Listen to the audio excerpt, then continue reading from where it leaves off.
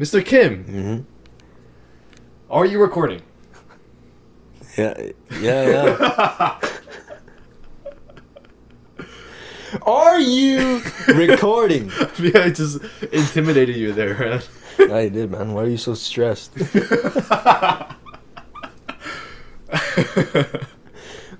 What happened today, bro? I don't know. Are you recording? I just fucking recording right now. I just had to get all that tension out at one go, you know? I see. Just to So kick I'm off your the punching bag podcast. right now. Exactly. Is that how it is? Alright. Alright. Yes. Yeah, that is in fact the case. Yeah, let's just... Oh, wait. Did we log? Oh no. Okay. Well, just in case we didn't log, it is exactly 8:05 p.m. on the dot. July 10th, 2020. On the dot. So this is probably around, I think this is week 2, technically, of our summer vacation. Just to give you guys a little more context. You mean 2 months and 2 weeks? Wait, what? Because we practically had summer break for 2 months before summer break actually happened. Oh. Mm. Oh, I see. That, you know what that reminded me of? The controversial moment you and I had right before the right before the beginning of spring break. Remember when you and I were doing the announcements at school? Oh yeah. You were right though. What the fuck? Yeah. Yo, Miss Cranston was pissed off. I know. Started as me, fucking. Okay, That's so the the- story is this guy was like, what did you say? So basically, Ryan and I were doing the PA announcements in the morning. You know, the typical, like, oh, good morning, Berating Mountain. Yeah. My name is Joseph. My name is Ryan, all that. Go say this nations, whatsoever. Yeah. So basically, it was the very, very last day right before spring break. And at this point, the coronavirus, I mean, like, it's popular, like, it's becoming more well known. It's becoming more, I guess, serious and more critical. But it isn't like up there yet. Exactly. It wasn't nearly up there as it is now. And so no one knew whether we were going to come back from school or not. There were talks about school potentially being canceled, but none of it was confirmed whatsoever. In fact, many of the students, including Mr. Zazari, thought that, or everyone just sort of assumed that we were going to be coming back because the idea behind school being canceled was just such an unprecedented thought. But anyways, I wanted to make that last sort of PA announcement as memorable as possible because I don't know, that's just kind of that's my style. Like I wanna ingrain moments into people's minds. But I was thinking what to say, and what I ended up saying on the announcements was something on the lines of, welcome to the very, very last day of school, where we potentially might be experiencing a 4-week spring break or something on the lines of that. And I mean, it doesn't it seems benign right now, but at the time when I said that, it caused an outcry. Like the teacher. Okay. Sorry. No, when you said that, right? Mm. I was out. So 20 seconds right after you say that, I look out the door. Yeah. And you know how the door has like a cutout for a window? Yeah. I look up, I'm chilling, right? I already did my part. I'm okay. I look out the window, dude. And Miss Chris Manson, that's our principal, glaring right at us, man. Just death stare. At me, bro. I didn't even say it.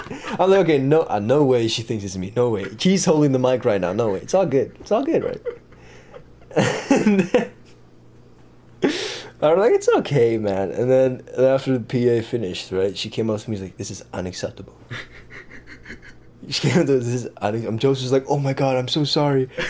But she wasn't even paying attention to him, bro. She was looking straight at me, like, and Deborah was helped us out, set up the PA and stuff.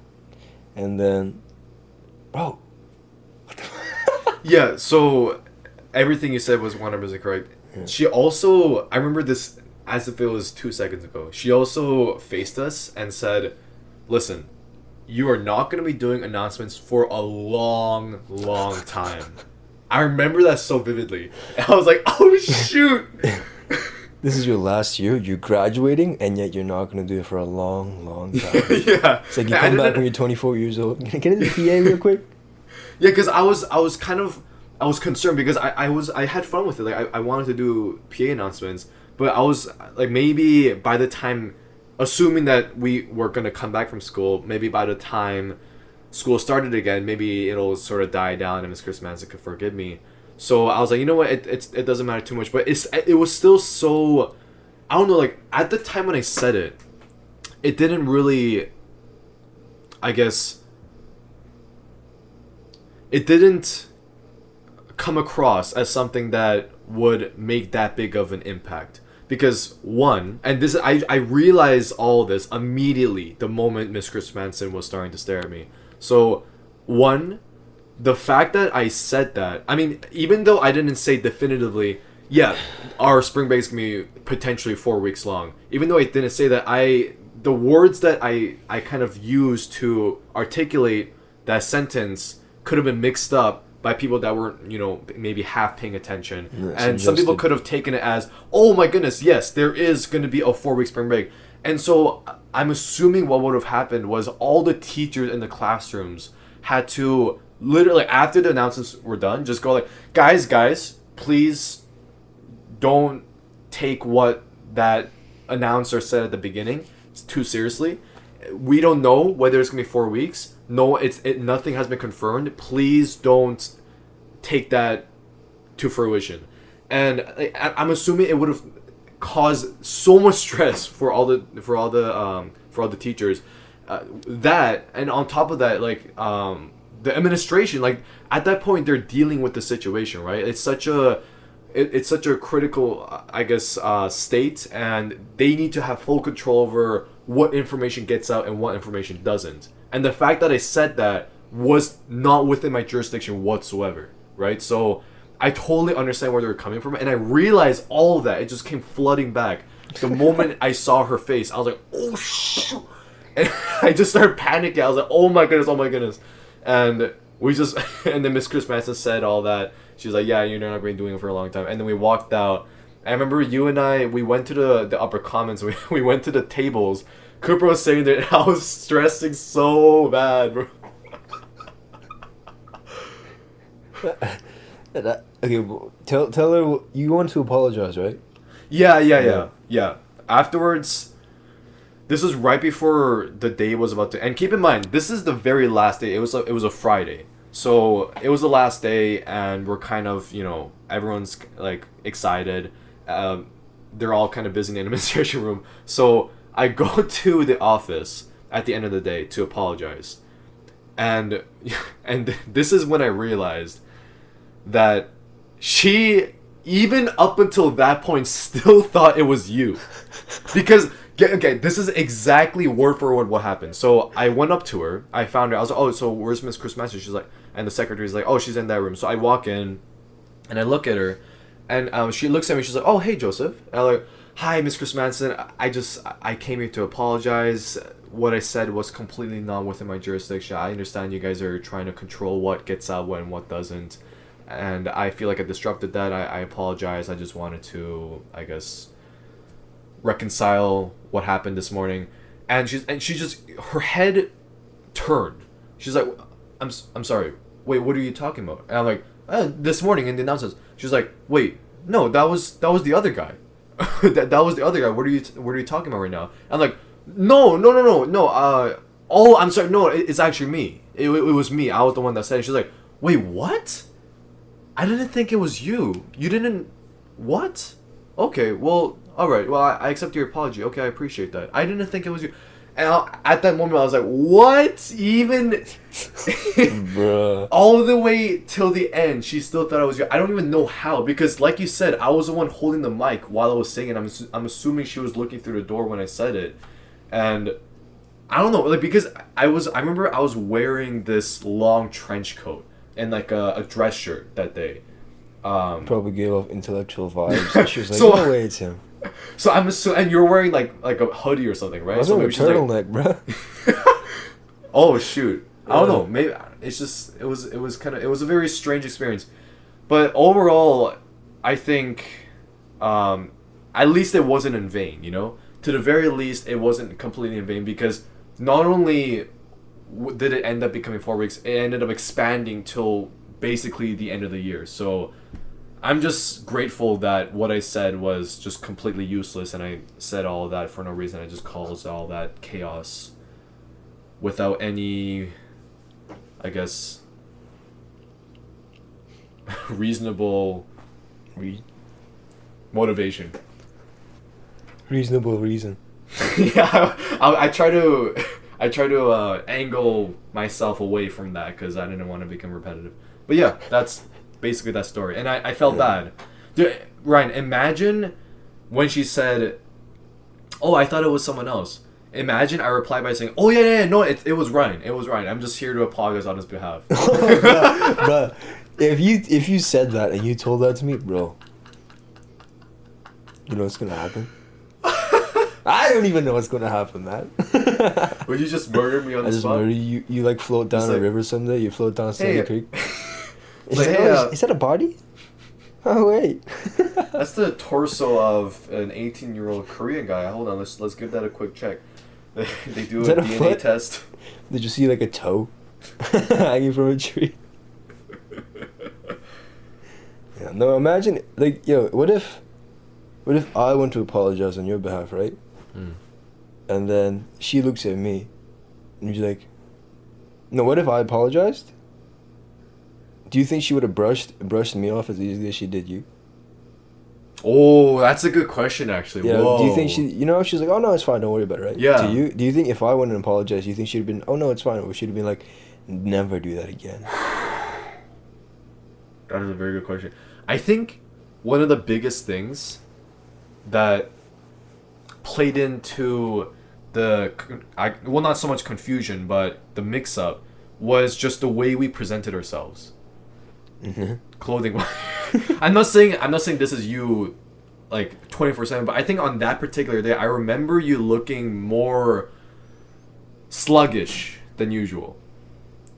And I don't blame you. It's the last day. You know, like everyone's kind of starting to get tired of school, and we all want to go home. And I think that really gave off a specific impression. I'm a bad child. So bad student. When you went up to apologize, she probably would have recalled immediately her impression on you while you were doing the announcements, and maybe she would have replied more hostile-esque. It's kind of weird, eh? See, that's how important first impressions are, man. Yeah. That's how important first impressions are. You judge so much by a person. That's true. How you first perceive them. We have no control over either. Like it's not like Miss Chris Manson went out of her way to single you out. You know, she doesn't hold anything against me. Really. Yeah, she just so had like her instincts. You know, her primitive instincts to hone in on first impressions kicked in, and she just came up with a very specific image of you. Yeah. That she probably looked at you, and I was just slumped on a chair. Yeah, exactly. She probably looked at you, and you were talking all articulate and shit, doing big fancy words on the announcement. And then she probably looked at me, who was passed out on the chair, and she's like, immediately, this is the type of guy who would say shit like that. And then she pegged me as the bad guy right there and then. Damn, dude. Honestly, though, I think it's a good lesson learned, though. Because it kind of, like, the next time you and I are in that type of situation, right? It's not so much what you did, but how you presented yourself as you were doing it. Yeah. Like, you could be murdering someone, right? But if you murder them gentlemanly, you know, like with like a cane. You have a monocle on and you stuff it down their throat.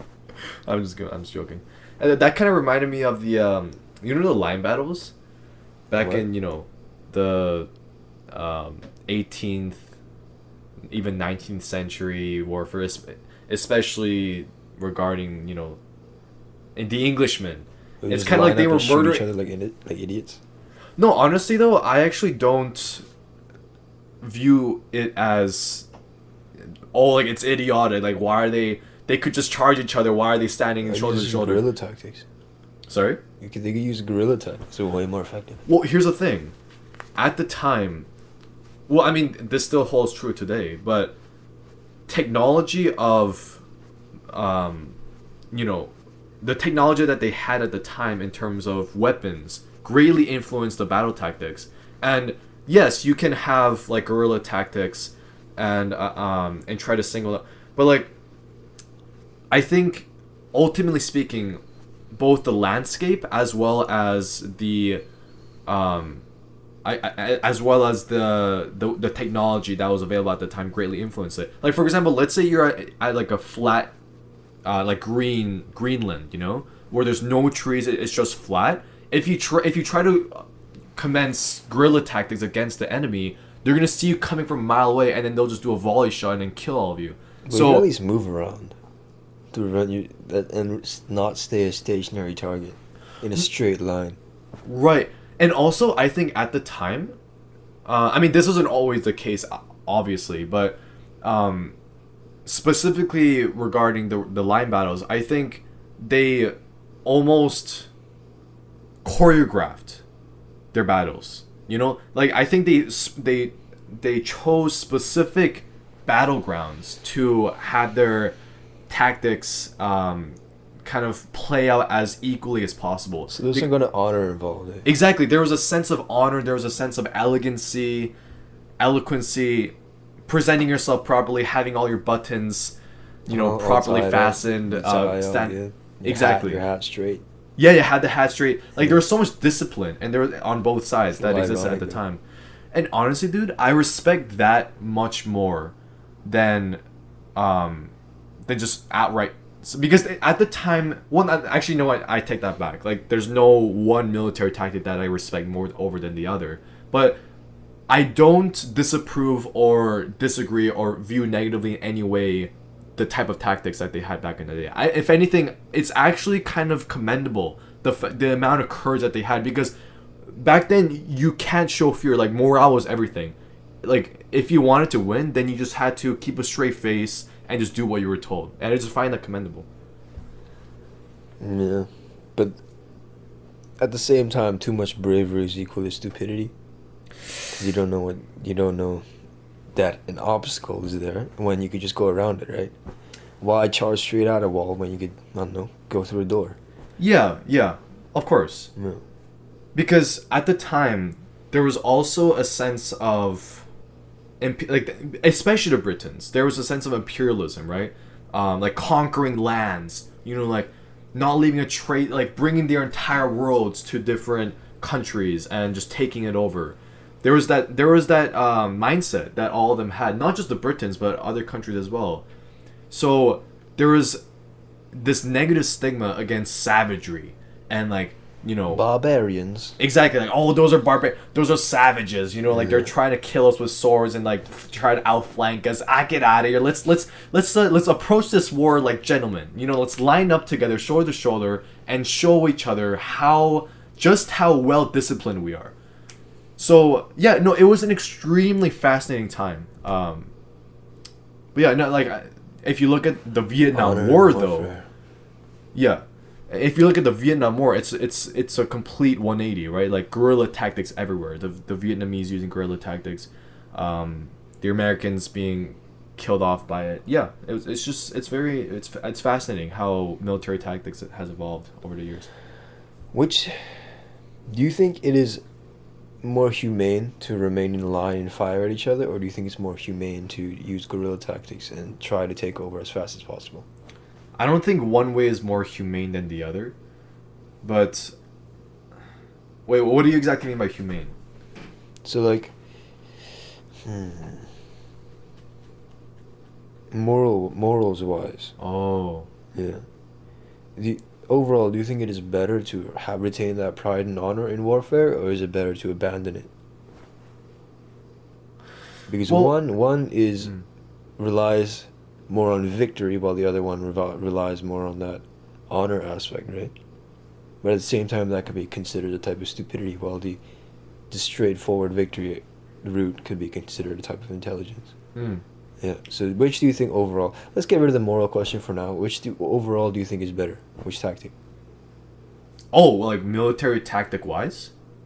But like, which do you think you would prefer in modern times? Okay, so if I had the ability to communicate and choreograph as well as remain exactly on the same page with the enemy, right? And we figure out a schedule. We're like, okay, let's meet at this exact spot at this time at this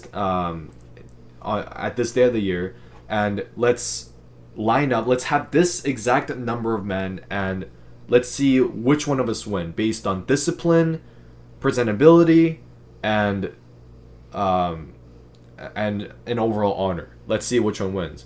Because the reason why I prefer that is because it's so much more equal, if that makes any sense. Because you've communicated. I mean, obviously that this didn't happen back in the day. Like they didn't, because at that point, like they're trying to. That's kind of giving each other the upper hand. So this doesn't exist. But like if I, yeah, like if I had the chance to do so, and if I had the chance to like remain on the same page with the enemy, the reason why I like that tactic is because the side that wins doesn't depend on how much armor you have, how much men you have, how many rifles you have. And that does how many muskets you have. That doesn't matter. What determines which side wins is the morale, the discipline, the honor, you know?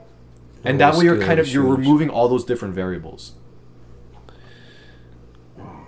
I see.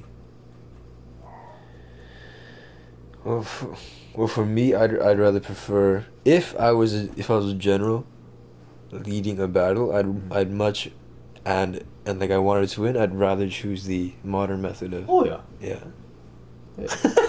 Oh yeah.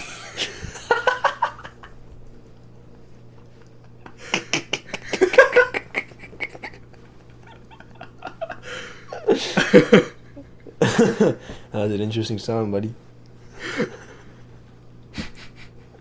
I'll record it here on the podcast.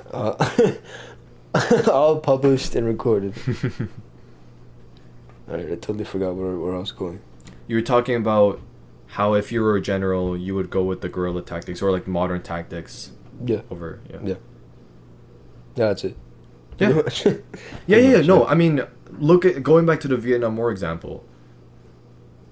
The amount of technology you have, the Vietnam War is a perfect example of how technology doesn't necessarily have an impact on whether you're going to win the war or not. The Americans infinitely were much more well-funded, had much more technology at their disposal, and yet they still, I mean, you can't say officially that they lost, but they had to withdraw all their men, and the communists took over the South. But yeah, and when you look at it in that perspective, you go, wait, what? How did the Vietnamese win? And like you said, it's that guerrilla tactic. It's that just using your environment to your advantage, using what you have at your disposal in that moment to your advantage. They had booby traps. They knew the land really well, so they were able to cope with it much better. They could like there was so much there were no limitations. The land they were fighting at was basically their playground, and the way they approached defeating the Americans, in my opinion, was extremely intelligent, extremely so. And yeah, no, I really respect that because dude, look at it from the Vietnamese perspective. You see this grand army, this grand force come to you. All you have are AK-47s and grenades and pistols. That's straw it. Hats. Like you, sorry. Straw hats. Exactly, straw hats. You didn't have armor. You didn't have like flak jackets or anything. You didn't have any. You had the most basic, primitive technology with you. How are you gonna win the battle? And the only reason how they were able to defend themselves was because of those very specific, intelligently thought out tactics. So yes, no, there's many things respectable among, I think, every era, yeah, military-wise, in this world, in the history of the world. Yeah. What do you think will happen if there's a World War III and you get, is it called draft, or you get drafted into the army? You get like no choice to go. Yeah. What if all the young people under the age like 16 and over got a draft, but then they're like every single person just said no. I don't want to participate. And he just stayed home. It's like they send out draft messages to like millions of people, and yet every single one of those people said, no, I don't want to go. They can't throw every one of those people in jail. They can't fine every one of those people. No, no, no. They can. I think because if you don't go to war after being drafted, that's a federal offense. That's basically mutiny. Wait, no, that's not the right term. Hold on. Mutiny? No, there's a more formal term to describe the type of offense. That's Rebellion? Sorry. Yeah, Rebelling? yeah. Rebelling, like desertion. Desertion. There we go. Oh, yeah. So you're gonna be faced with extremely heavy charges that you're not gonna be walking away from. So What if every single person just did that? I don't think that's possible. And honestly, I think we still have enough of that, like liberty and like fighting for your country. I think there's still a lot of that left over. So immediately speaking, I think most people are going to just accept the draft anyways. But if you look at the Vietnam War again, the draft of the Vietnam War was a very famous, I guess, negative aspect of the 60s. Like if you were living at that time and you were, between the ages of 18 and whatever, then you were most likely going to get the draft notice. And in order to avoid it, what some people did was they moved to Canada up here to avoid it. Like there were so many different ways that people deserted, and initially they were frowned upon, right? Like you're deserting your post. Like what are you doing? You gotta abandoning your country. Exactly. How dare you? Yeah, but then people end up becoming more and more against the war, and people started realizing, oh my goodness, like what are we doing there? Let's get our kids out. But yeah, and it just people started deserting more and more. However, with World War III, it really depends on the political aspect of it. If there's a very specific and motivated reason why we should be over there fighting, then there's no reason why everyone wouldn't have, I guess, a good reason and good morale to join the military. I don't think everyone's just right away going to say, oh, I don't want to go. Yeah.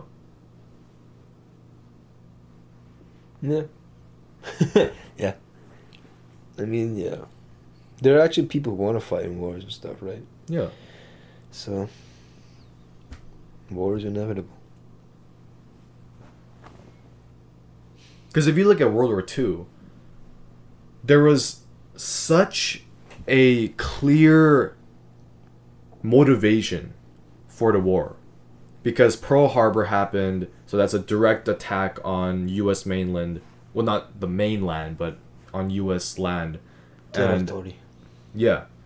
And so that's a direct attack, so therefore we gotta retaliate. We gotta initiate revenge. So there was such a clear and logical reason why you wanted to join the war. And so I bet you if I was white, right, and I was an American and I was living back in 40? You're very specific. If I was white. Yeah. Then yeah, no. What does that have to do with it? Well, I mean, because I think if you're white, you were more likely to get drafted or called upon to action. But anyways, yeah, no. If any, I gotta admit, I'd probably just join. I'd probably enlist, because like Hitler, there was it was like a bad guy.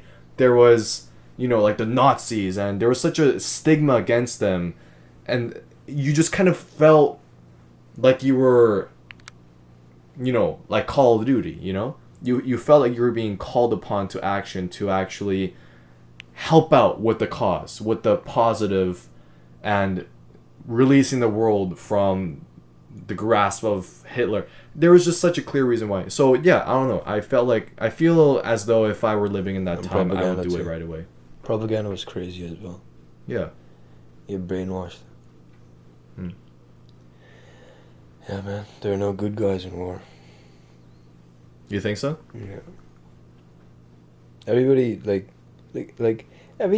even in World War II, everybody, even the enemy, consider enemy I did in quotations, had their own reasons for fighting in the war, and we had our own reasons, right? So it's just, yeah, I mean, like, look at the Germans. Why did, oh, okay. Why did the Germans fight again? Did they? I don't recall. Well, I mean, we can talk about that for hours, but putting it as simply as possible, they were trying to conquer as much land for Nazi Germany as humanly possible. Mm-hmm.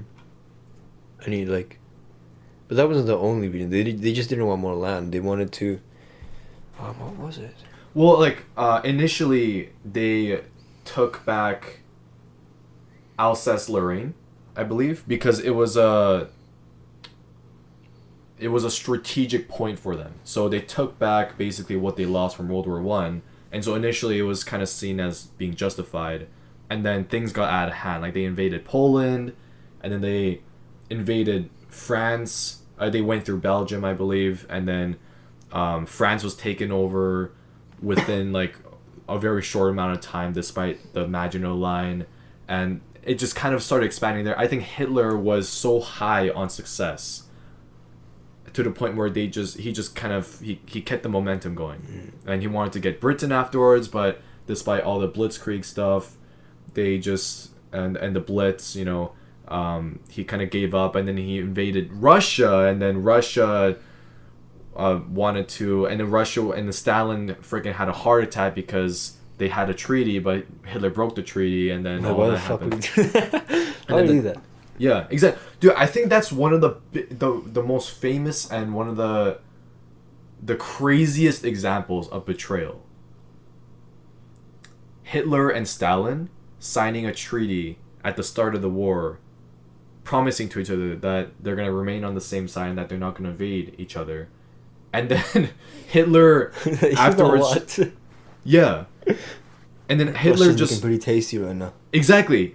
I bet you that's exactly what he thought. He's like, this is too tempting. I had to do this, and he just did it anyway. And Hitler said that famous line. Russia is like a rotten down house. When you kick over the front door, the entire house starts crumbling down. That famous quote. And he was just so confident, right? But then it just all kind of went downhill. Yeah. I mean, look at Russia now, one of the world's largest powerhouses. Yeah. Yeah. We need Tyler here, man. Tyler, the big history buff. Wait, what was his last name again? Halford. Tyler. What was it? Halford. Halford? Yeah, I'm pretty sure. Wait, what? Halford or? Halford. Yeah. Yeah. Cool guy. Yeah. Haven't seen him in like 2 years. Mm-hmm. No, more than 2 years. 3 years. We did like team tag in grade 9 or something. Wait, what? Seriously? Yeah. Oh, at Mahmoud's house or Mahmoud's complex, right? No, we did it at Stony. Oh, what? At grade 9 after we graduated elementary? What? Yeah. Oh. Grade 9 or 10, either one. Came back and did like a team tag thing. Wait, was I there? I don't remember. I don't know who was there. Oh. I think most of everyone was there. Hmm. Yeah. Yeah, but Tyler's a big history guy. He knows a lot of stuff. I remember him talking to me about like the Spanish Inquisition or something. I'm like, The what? Spanish conquistadors. Yeah, I'm like, what the fuck? Back in grade 7, I didn't care about history at all. I'm like, what the fuck is this shit? But now that I look back at it, really, he knew a lot, man. He's a smart guy. If I met Tyler today, dude, I talked to him for hours, you know? Eons. Just about history. Like, history, the beauty of history is that it's endless. There's so many things you can talk about, simply put. Mm-hmm. To the point where you can talk about history. You can talk about one specific, perhaps major event, say, for hours. Like, that's the beauty of history. It's endless. It's not objective either. It's subjective, and kind of recognizing the bias between the accounts of the events. It's just such an interesting and philosophical. It also encourages critical thinking. I think history is definitely one of, perhaps maybe even, if not the most important subject. Yeah. I mean, without history, without recorded history, we wouldn't learn anything. Yeah. We wouldn't be able to look back and be like, oh, maybe that wasn't such a good idea. Maybe we should change that. Maybe we should take that and use it in this. And we could, yeah. History is very important. Not liking history and turning a blind eye to it is the epitome of ignorance and arrogance. Nothing else? The epitome, bro. I'm not even joking. So that's like the highest first place of ignorance for you.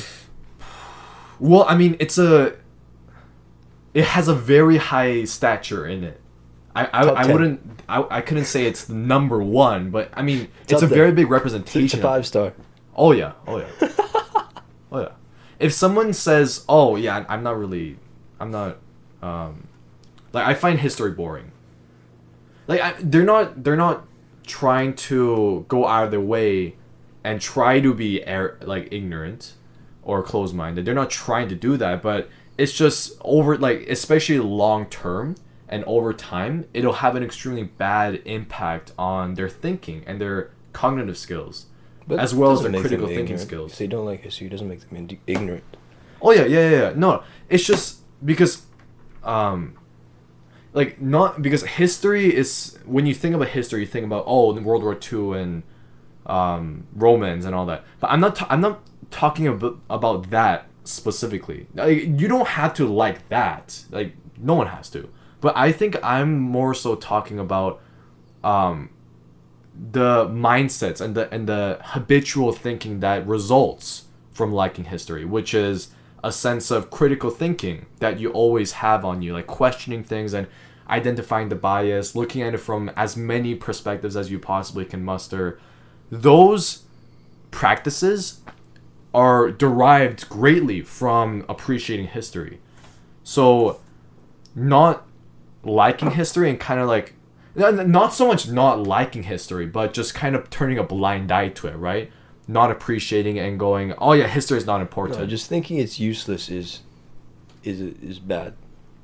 Like, yeah. History, you don't have to like history. I don't even like history that much.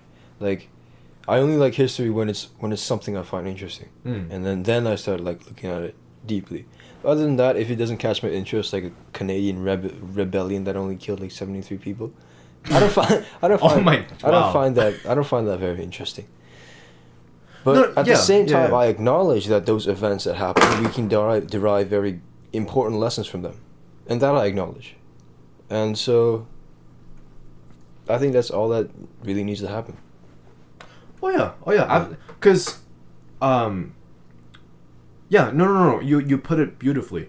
Because history isn't about liking the events.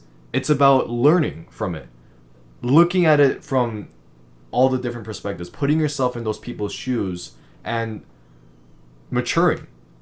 As deep and weird as that sounds, it kind of encourages you to do that.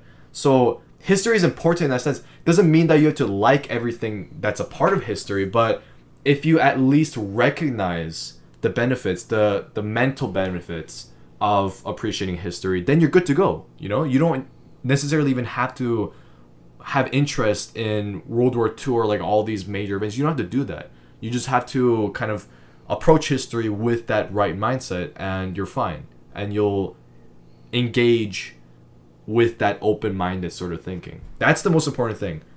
And that applies to many other subjects as well, such as art, math, sciences. You don't have to like any of those subjects. It's fine. Everybody else everybody has their niche. Mm-hmm. But just recognize the fact that they are helpful. They're there to help you. Yeah, for certain people. Yeah.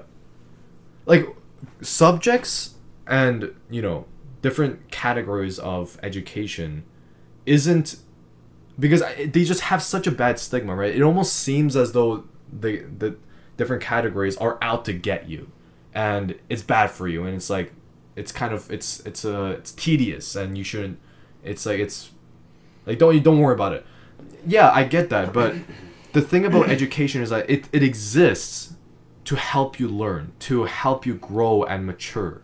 I mean, like, 1+1 on the surface level may not seem like something that would help you enter adulthood. Like, what? Like, how do the two correlate? But if you look at it deeply, if you dissect it just a bit more, you begin to realize that every part of 1+1 is there to help you mature and gain a better understanding of the world. 1+1 is the foundations for so many other things. Yeah. So it's just a matter of having an open mind about education, right? Yeah. Not just labeling it as this big monster that's out to make you work. Yeah. I mean, you can find education tedious. You cannot. You'd be like, I hate it. I don't like it. And it's like, that's fine. But just recognize the fact. Understand that it is beneficial to people. It can help people mature and grow. And that's really all you need to know. You don't have to like it, and that's fine. Yeah. A good way of putting it is, let's just say there's a musical group out there that someone deeply loves. And then for you, bro. Get at it. And then someone else comes around and goes, "Oh, dude, I hate that group. What are you? I hate it." It's just, at least for me, it's not a matter of whether you like this particular group or not. It's a matter of simply appreciating what they've done, what they've contributed, and respecting that. Like, music, just like education, is completely subjective. Some people hate it, some people don't like it, some people love it, some people throw it into the trash, into the fire, some people worship it as though it was a religion. It's a whole spectrum. But what's important is that you recognize the objectivity of what they've done, of what they've contributed, their philosophies, how they've perhaps impacted the world, and perhaps even impacted you, whether you like it or not.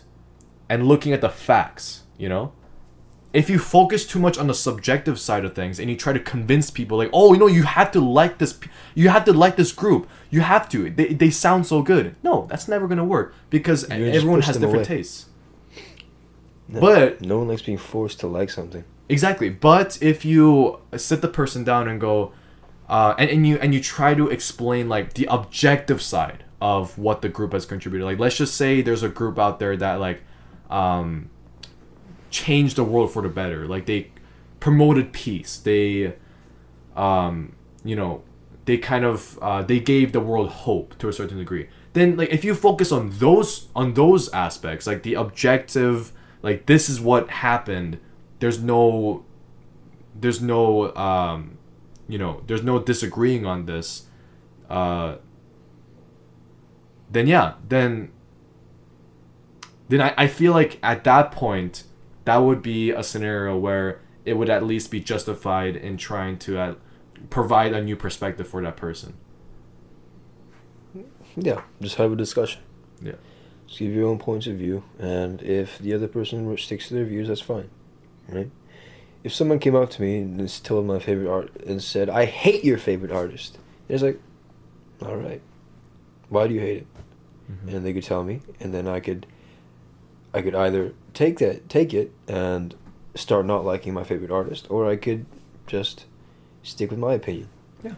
I don't have to demean them. Be like, your opinion is stupid. Right? It's like it's not like because they don't like it, it doesn't make them any less of a person. So, everybody has their own opinions, and it's fine to express them. If you have the ability to sit down and have an intelligent discussion with someone that has a complete opposite opinion with you, that is, you can't get more mature than that, you know? That's I think that's the sort of, that's the peak of maturity, is recognizing that you guys have differences, you guys don't completely agree on a certain subject, yet you're still able to discuss about it and talk about each other's point of view and hear each other out and recognize that, oh wow, okay, so your perspective is just as relevant and valid as mine, and recognizing that and going, oh, you know what? Oh, wait a sec. I actually didn't know what you just said there. I didn't think about it that way. Maybe, yeah, that's very interesting. Actually, I'll adjust my view slightly. You know, being able to do that.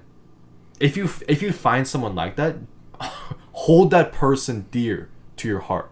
You know, do not let that person go, because it's hard to come by people like these days. Yeah. It's a very difficult thing though. Because like even like when I hold conversations with other people and we have opposing thoughts, there are times where I want to, well, let's say like win, you know? There are times where I want to like, where I'm so strongly stuck with my own ideas that I want them to have them.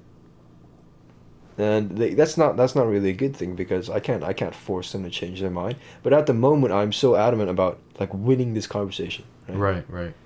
And it's just I think that's just a part of how human beings interact with each other. Yeah, of course. One of the things that I try to, and that's everyone experiences that. You know, it doesn't matter if you're the most mature and wise person in the entire world. You are going to be. Yeah, no, there's no question about that. What I try to do in those types of situations is ask myself, are these views that I'm trying to impose on this person, are they objective or subjective? Meaning, is it just an opinion or is it a fact? So let's just say, okay, so let's look at, I don't know. Let's go back to the Vietnam War example and talk about whether the Vietnamese and their military tactics were significant in their eventual takeover of South Vietnam. And someone says, yeah, no, it wasn't. Like, it was not significant. It did not contribute towards their overall success whatsoever. I disagree. They were just great fighters. Yeah. They were 6'5", jacked out of their minds, steroided up. Exactly. Then at that point, what you can then start doing is logically try to reason with the person and go, listen, here are my facts. These aren't subjective. These aren't my opinions. These are simply handwritten facts of these accounts that you are currently talking about. And they are refuting my point of view. They're corroborating my point of view, and it's discounting what you're saying. So therefore, furthermore, my point of view may objectively be more accurate. And at that point, there's no, I mean, like, if the person starts arguing even more after that, then that's when you know, okay, so, well, I mean, there's nothing you can do. Exactly, yeah. But, like, if you're talking about a subjective sort of context where you're talking with a person and you disagree on something that's completely opinion-based, then in that case, sit-down discussion is extremely viable and available, you know? Yeah, you can talk all day. Exactly, you can talk all day about it because it's subjective. If you and the other party are on the same page about the fact that you guys simply disagree on that particular subject, and you want to start sharing each of your guys' point of view, not in a sense of trying to convince and change the other person's mind, but more so in just trying to, I guess, portray and present them a different angle of this opinion, then, oh my goodness, yes. Yeah, no, if anything, that is the most ideal situation in terms of discussing with another person on a subject. Yeah. When those moments happen, man, it's a beautiful moment, you know? It's a beautiful, I don't know. I just find it really beautiful when those types of things happen, when you and the other person are completely on the same page despite having completely different opinions and are still able to discuss about it. I find that a very beautiful sort of interaction. Each person just acknowledges the fact that the other person there is another human being. Yeah. And that they deserve the same respect that you do. And that you should just converse on an equal footing. That's the basis of a good conversation, of a good discussion.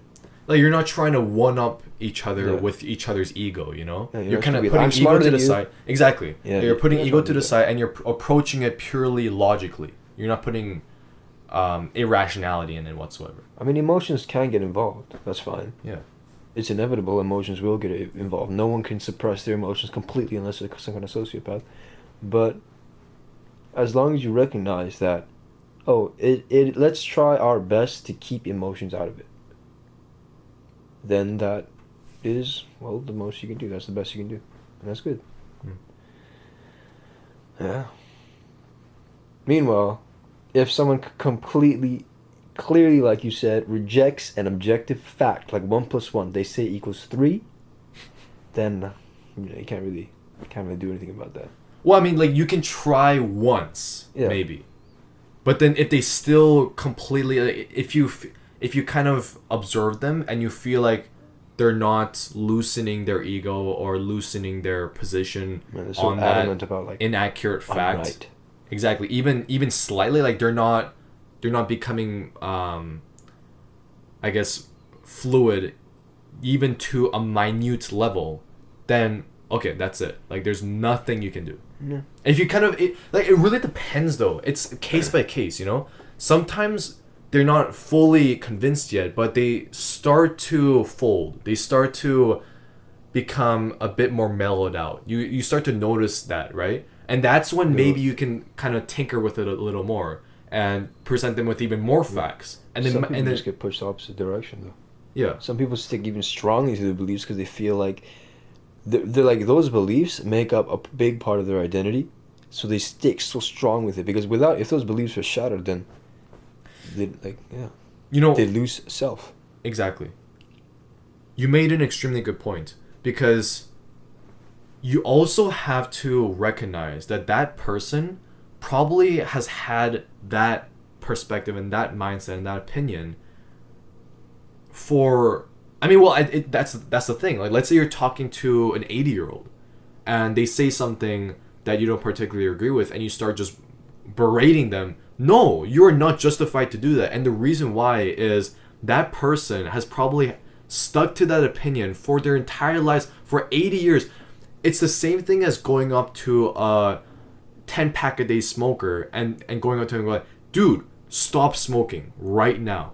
And you start showing them all these anti-smoking ads. You show them all the reasons why, like, oh, you're gonna get lung cancer, look at all these carcinogens. You can do all that, but that doesn't mean they're able to just stop smoking right away. That's impossible. Even though they may deep down recognize that may potentially be the right answer, they're still not able to, because it's so hardwired in them. Yeah. So you can't blame them, you know? There's no... I don't think, actually, you made a really good point. I don't think you can ever justifiably have any ill thoughts towards someone that simply disagrees with you.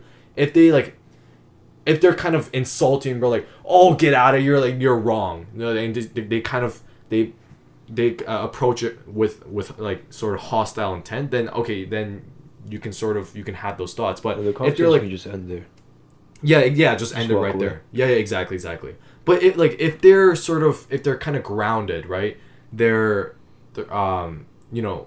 stable. You know, they're not just going all over the place, and they're simply disagreeing with something that potentially may be an objective fact. Then you can't.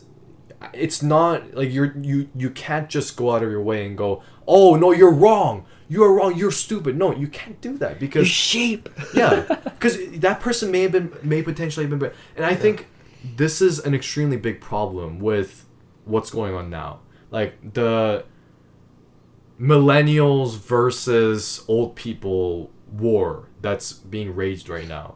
I just find it extremely sad that young people are berating and insulting and calling names towards old people just because they have these conservative views. Yeah. I find it one of You actually, can't just change it. yeah, like I find it one of the most sad things that's happening right now is the way we're treating our seniors. How can you expect someone to completely change their entire mindset 180 after one small change in society?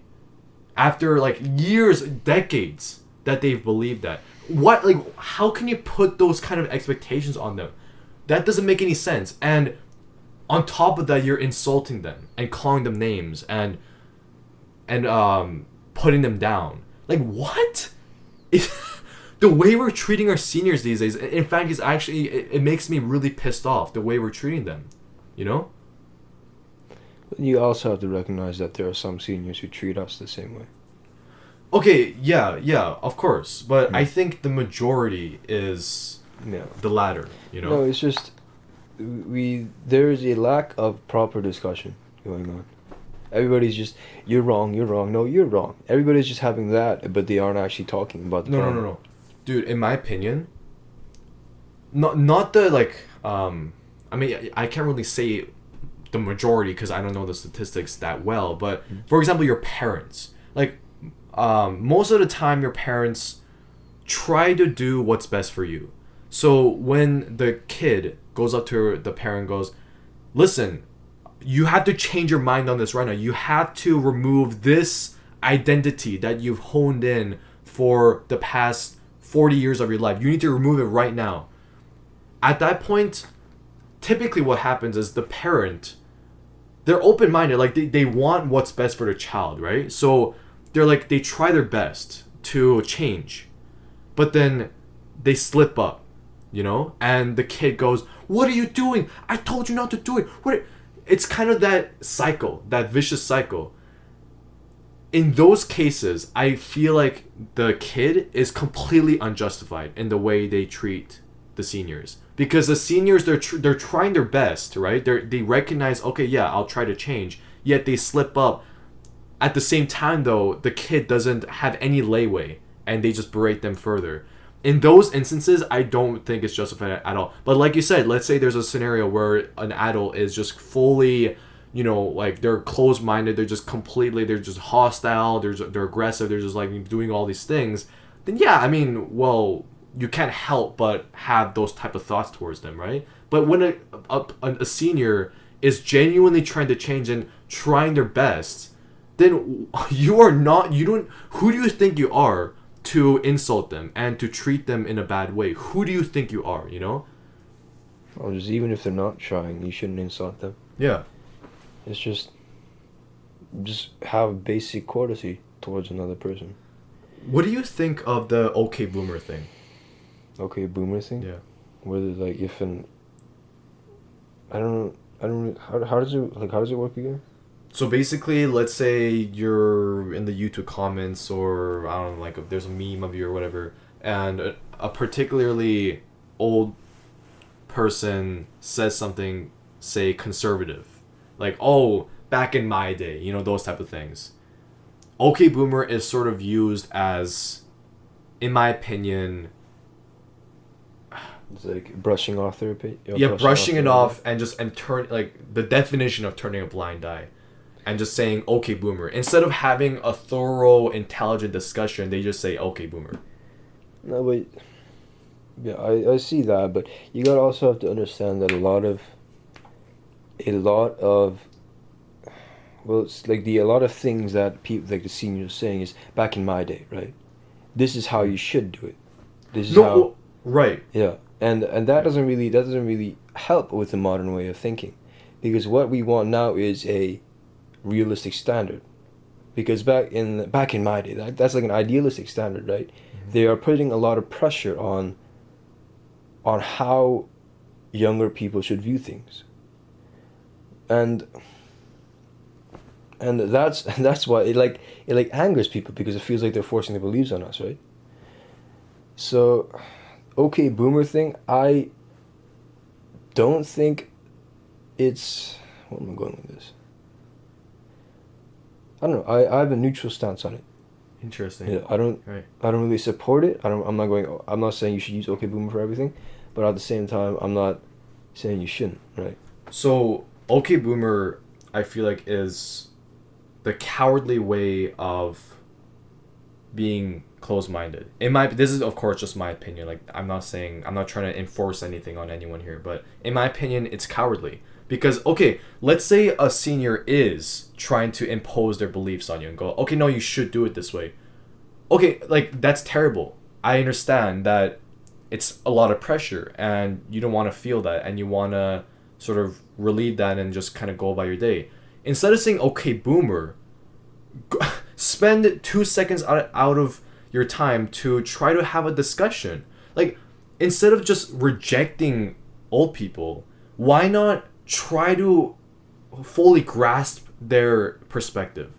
It's the same. I don't know. I think generally speaking, in my opinion, people shouldn't just reject people they disagree with right away. I think they should at least try to consider their beliefs for a second.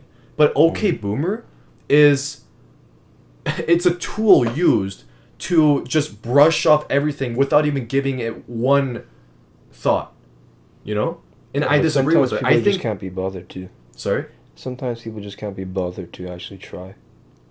But that's the laziness that that you kind of observe these days. But it's inevitable. It's inevitable, but you shouldn't use like okay. So let's say a senior says that, right?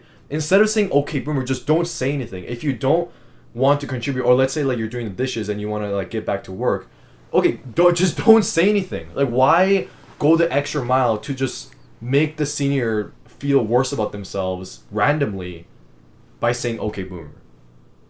You know? Well, some people do it for comedic reasons. Some people just do it to make themselves feel better. Yeah. And superior and more intellectual. Yeah. But that's just the way it is. It is a part of how humans act, right? Can't really do anything about it. I mean, we could say this stuff and post it out there and people can listen, take it with a grain of salt, and like they can understand it and stuff, but yeah, at the end it's up to them. I don't know, it's just kind of, it's sort of a sensitive topic for me because I have such an inherent and deep respect for people older than me. It's actually insane how much I That's just take the them Korean seriously. culture, buddy. Sorry? That's just the Korean culture. Yeah, I mean, well... Your elders are your gods. Well, I mean, okay, so... Because the Korean thing, the Korean sort of culture is like you automatically respect people older than you, call them a certain term. I do that too. Like I have an automatic inherent respect for people, but there's different gauges. You know, like absolutely like, and I'm not saying like this is the better way of doing it or you should be doing. I'm not saying that at all. By the way, this is all just me personally, but I find myself enjoying infinitely sitting down with someone, sometimes literally with someone that's older than me. Can be 2 years older than me, it could be 1 year older than me, it could be 80 years older. Wait, that doesn't make any sense. Could be 50 years older than me. Why did I use 80? There were so many other numbers I could have used. So having that opportunity to sit down with them and talk to them, I feel like it's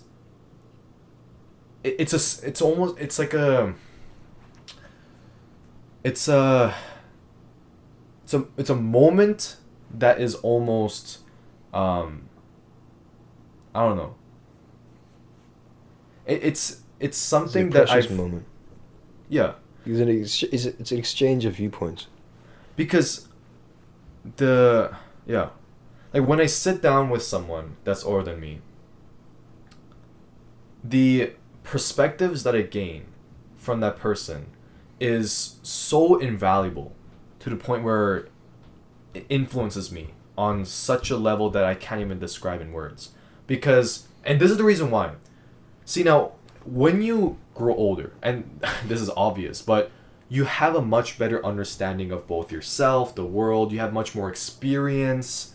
There's just so many objective reasons why you are, in a sense, a more advanced human being, simply because you are older. Doesn't matter if you are a horrible person or you are a good person. Either way, you still have much more experience than a 15-year-old. So being able to sit down with that person and having the opportunity for that person to generously exchange their wisdom and experiences and point of views and the way they've responded to certain situations, to be able to receive that, it's an absolute honor to me. It's just, I don't know. If I have the chance to experience that consistently, my God, I would be the happiest person on earth.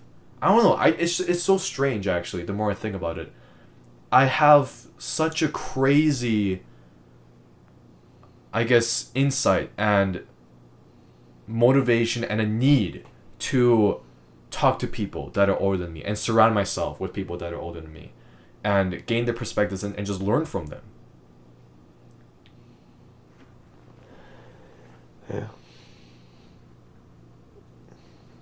Then again, not all old people. Just because someone is older doesn't mean they're wiser, right? A 14-year-old can be wiser than a 40-year-old. Some 40-year-olds are more immature. But So, at the same time, right. I recognize. I know what you're saying. Yeah. Yeah. No, that was an extremely good point. And the reason why is you don't necessarily have to be wise for me to respect you and listen to your words.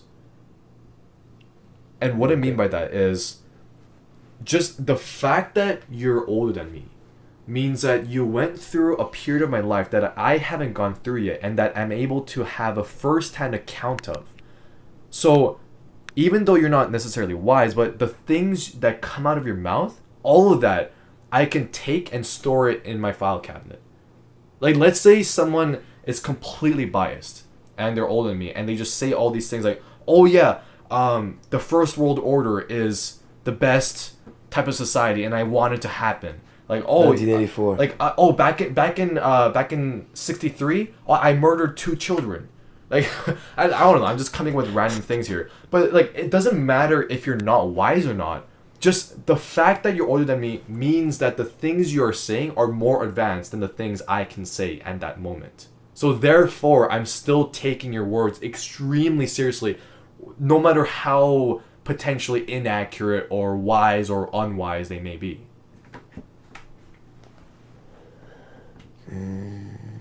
That's the way I view it.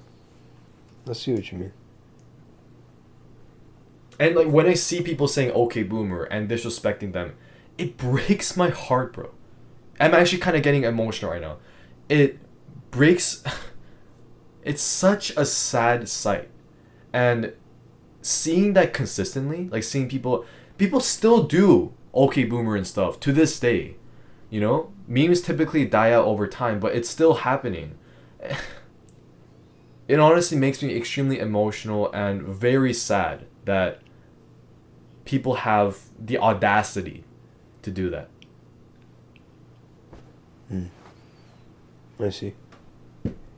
Yeah, I don't think my beliefs are as strong as yours towards old people. Mm. Yeah.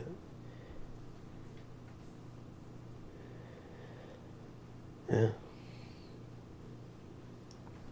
Do you like surrounding yourself with people that are older than you?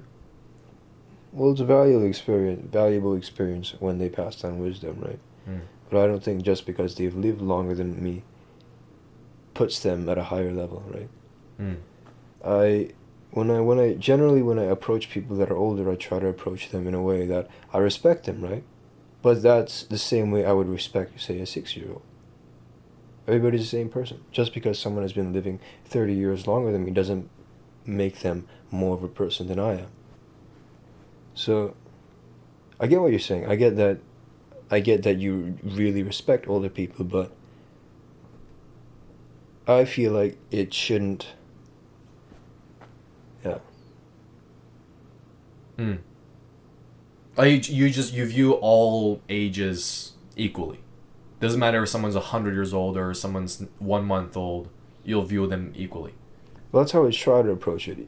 Mm. But at times, there are times it's so deeply ingrained in me that I show like very deep respect to someone older, right? To my grandparents. It's just part of how I grew up, so it's uncontrollable. I just do it. Mm-hmm. But when it comes down to it, I try to treat people who are older than me the same way I would treat people who are younger than me. Mm. Because people who are younger than me, I've lived longer than them, but that doesn't mean that I'm a greater person. And people who are older than me, like I've already said, doesn't make them a greater person than me. So I try to approach it in a way that we are on equal footing. Yeah, yeah. I would show respect. I bowed you, but that's basic human courtesy. I believe that everybody should be shown respect. And yeah, that's just how I approach situations like that. Yeah. Yeah, no, what you said about approaching young people the same way you would with someone your age or someone older, that's not a lot of people can do that. Because when you see someone younger than you kind of have this automatic instinct to sort of put them at a lower pedestal than you know? Just because they're younger. Because, like, you know, they're more adolescent, they have less experience, and you're like, yeah, let's. Like, you don't. It's not like you're actively belating them or you're lowering their. You know, it's not like you're actively doing that, but kind of deep within you, you might think that. Yeah, but the fact that you're feels able to, yeah, but the fact that you're able to view everyone equally, including people younger than you, not a lot of people can do that. I respect that. Well, like, yeah, but even there are times where I look down on younger people, and it's something that, like you said, it innately happens, and but what I try to do is actively get rid of that condescending way of thinking. Yeah, it happens, but when I catch myself doing it, I try to hold myself back. Right. Yeah. Yeah, because I wouldn't say I necessarily put older people on a pedestal. You know? It's not so much I put them on a pedestal and I think, oh yeah, no, they're much better than me, and like I gotta get down on my knees and start worshiping them. It's not that, but it's just it's such a profound amount of respect, appreciation, and yeah, it's so profound to the point where it affects the way I listen to their words. So my, I guess, perspective on them in terms of whether they're better than me or not, I mean, inherently I personally tend to view them as having more experience and therefore having perhaps better, I guess, first-hand accounts of situations or thoughts or philosophies that I perhaps don't have myself. So right off the bat, I kind of have that way of approaching older people. But at the same time, I don't get down on my knees and grab their hands and lick their shoes, ask for and start cleaning their shoes and start. It's not like I pull out a brush out of my back pocket and go, "Here, can I clean your shoes, sir?" It's Can you need a massage, sir? Yeah, do you need a back massage? Here, come to my parlor. I'll give you a 50% discount. No, there's nothing like that. You know, it's treating them the same. It's not, because if I go up to an older person and I start acting as though they're a god, they're gonna start picking up on that as well and go, "What is this guy do?" So it's a matter of treating them the exact same way, but at the same time intellectually putting them on a higher ground and appreciating what they're saying more than, say, someone that's younger, for example, 5 years old. But yeah, no, I mean, at the end of the day, though, ultimately, I just have such a deep and sensitive spot in me towards people that are older, particularly seniors. Yeah, I actually, I got the chance to talk to 2 Vietnam veterans before the pandemic at a gun show, and that's probably one of the most significant moments of, I wouldn't say, I mean, it's kind of crazy to say my life, but it's definitely up there.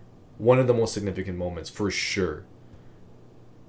Being able to talk to men that were there in person and give first-hand accounts of their experience,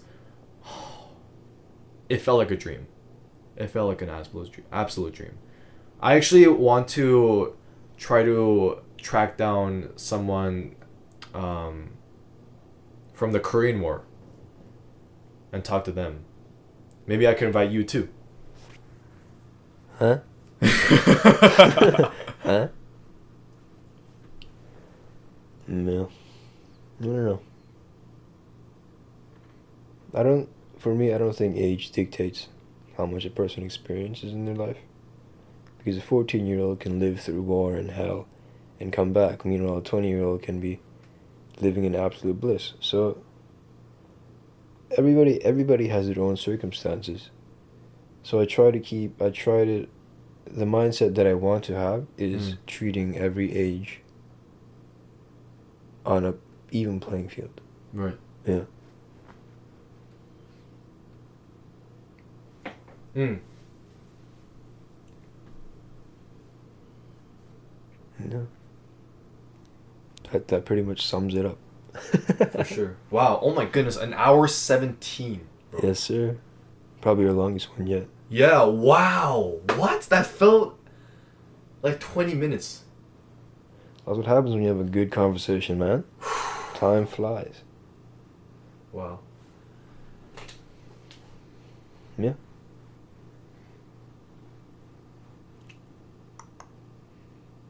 Yeah, that was a good conversation. It went all over the place too. We started out. What did we start off with? Yeah.